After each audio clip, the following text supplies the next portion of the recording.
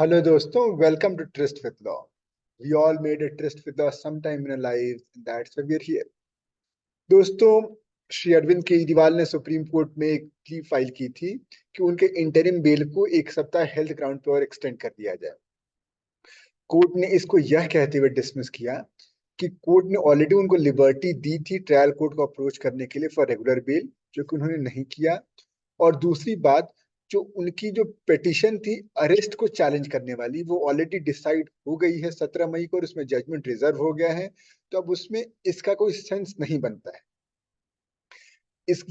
ये कह के सुप्रीम कोर्ट ने इनको उस एप्लीकेशन को डिसमिस कर दिया। अब हमें जानना ये है कि कोर्ट ने क्या, मतलब वो जो जजमेंट रिजर्व हुई 17 मई को, अभी तो उसका जजमेंट आना बचा हुआ है कि whether the arrest of mister Kejriwal by ED in this excise scam case was legal और इलीगल। तो इसमें क्या ग्राउंड्स थे, क्या कंटेंशंस थे? तो दोस्तों, इसके लिए सबसे पहले आपको सेक्शन 19 से रूबरू कराना पड़ेगा ऑफ पीएमएलए एक्ट। तो एक बार वो मैं स्क्रीन शेयर करता हूं। एंड इन फैक्ट, एक सेकंड, इसको लेट अस शेयर दिस। हाँ, ये इंडिया कोड में मैंने शेयर किया हुआ है, तो एक बार पहले आपके साथ डिस्कस कर लेते हैं। अब इसमें इंपॉर्टेंट क्या है? जो भी ऑथोराइज ऑफिसर्स हैं ऑफ ईडी जो कि अरेस्ट कर सकते हैं on the basis of material in his possession. Second, and they must have a reason to believe, और ये रीजन कम्युनिकेट रिकॉर्ड होना चाहिए राइटिंग में, सो दैट उसको कोर्ट रिव्यू कर सके अगर जरूरत पड़ी तो, that any person has been guilty. तो मतलब प्राइमा फेसी गिल्ट देखना चाहिए of an offence punishable under this act PMLA. ठीक है, he may arrest such person and shall as soon as may be inform him of the grounds for such arrest। तो एक inform भी करना है। अब और सब बहुत सारे जजमेंट्स आए हैं, जैसे पंकज बंसल, उसमें कोर्ट ने उसकी वो जो कटिंग ऑफ जजमेंट है उसमें ये पाया गया, कोर्ट ने कहा है कि आपको राइटिंग में रीजन देना है। अगर राइटिंग में नहीं देंगे तो डिस्प्यूट हो जाएगा। अक्यूज कहेगा हमें नहीं बताया गया, और ये बोलेंगे ईडी के हम ओरली बताए थे। तो इट्स बेटर कि आप राइटिंग में दें 24 घंटे में। हेंसफोर्थ था उसमें, मतलब रेट्रोस्पेक्टिव नहीं था। अब यहाँ पर श्री अभिषेक मनु सिंघवी जो केजरीवाल के लिए अपियर हो रहे थे, उन्होंने कहा कि मतलब उन्होंने बोला कि सेक्शन 19 में क्या क्या चीज आनी चाहिए, अगर इसको हम पढ़ के देखेंगे तो, कि एक तो एप्लीकेशन ऑफ माइंड होना चाहिए कि हाँ भाई, सारे मटेरियल एविडेंस को हम उस पर माइंड अप्लाई कर रहे हैं, और उसके बाद पा रहे हैं कि इसको अरेस्ट करना चाहिए।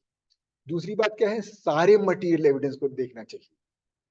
और तीसरी बात है कि मतलब सारे मटेरियल एविडेंस को देखने के बाद आपको उस पर मतलब गिल्ट पता चलना चाहिए। और चौथा ये है कि आपको ग्राउंड अरेस्ट बताना होगा रीजनेबल, मतलब ग्राउंड ऑफ अरेस्ट बताना होगा as soon as may be, मतलब विद इन 24 आवर्स, मतलब जल्दी ही, 24 आवर्स से पहले ही।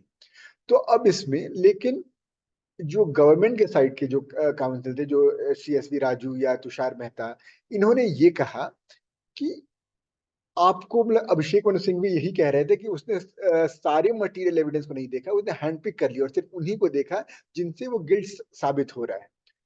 तो गवर्नमेंट साइड से ये कहा गया कि नहीं, आपको सारे देखने की जरूरत तो बेल के टाइम पे करनी होगी। जब आपको, मतलब जब आपको बस अरेस्ट करना है, तो अगर आप उस समय सारे मटेरियल एविडेंसेस देखने लगेंगे, तो इसका मतलब आप मिनी ट्रायल कंडक्ट कर रहे हो। अरेस्ट के टाइम पे ही आप मिनी ट्रायल कंडक्ट करो, तभी तो आप सारे मटेरियल एविडेंस देख रहे हो। नहीं तो आपको बस एक रीजन टू बिलीव फॉर्म करना है, एक रीजनेबल मतलब प्राइमा फेसी गिल्ट के लिए। इसके लिए as long as there is some material evidence, threshold क्या है, there has to be some material evidence. सारे मटेरियल एविडेंस का निष्कर्ष क्या निकलता है, ये तो बेल के टाइम पे देखा जाएगा, ये कोर्ट देखेगी, उस ऑफिसर को नहीं देखना है। This is the crux of the thing. और ये भी कहा गया कि दिल्ली हाईकोर्ट ने ऑलरेडी अरेस्ट को जो चैलेंज करते हुए जो इन्होंने श्री केजरीवाल ने पिटीशन फाइल किया था दिल्ली हाईकोर्ट में, उसको डिसमिस किया था। तो इसलिए एक एक मतलब हायर कोर्ट ने, दिल्ली हाईकोर्ट ने already, they not higher than supreme court, लेकिन दिल्ली हाईकोर्ट ने ऑलरेडी देखकर इस अरेस्ट को लीगल माना है। तो ये मेन ग्राउंड थे। अब सुप्रीम कोर्ट ने जजमेंट रिजर्व कर दी है और देखते हैं जजमेंट क्या आती है। तो दोस्तों, आपको अपडेट रखूंगा इस जजमेंट के साथ। Till then, enjoy your trip with law and bye bye.